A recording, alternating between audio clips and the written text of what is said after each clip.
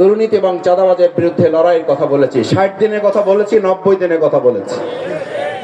কেউ কেউ আমাকে বলেন মাসুদ ভাই 5 দিন কিন্তু গেছে, 17 তারিখ শপথ নিয়েছি, আজকে 22 তারিখ, কয়দিন হয়?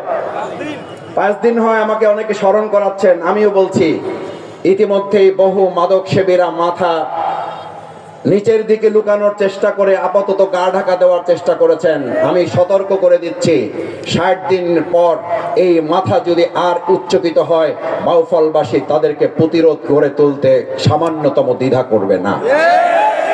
আমি ইতিমধ্যে প্রশাসনের সাথে বসেছি, পুলিশ প্রশাসনের সাথে মিটিং করেছি।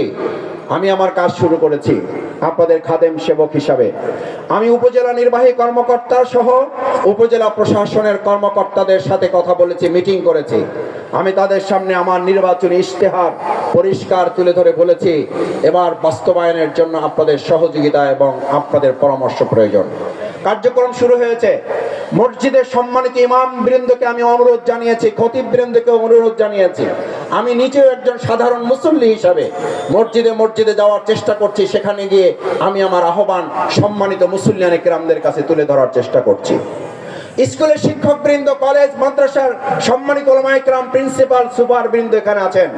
আপনাদেরকে উদ্যোগ নিতে হবে। স্কুলে স্কুলে আমাদের তরুণ শিক্ষার্থী, যুবক যারা, তাদেরকেও বলতে হবে মাদক, দুর্নীতি, চাঁদাবাজের বিরুদ্ধে এবার আমাদের লড়াই শুরু হলো। কারণ এমপি কারা?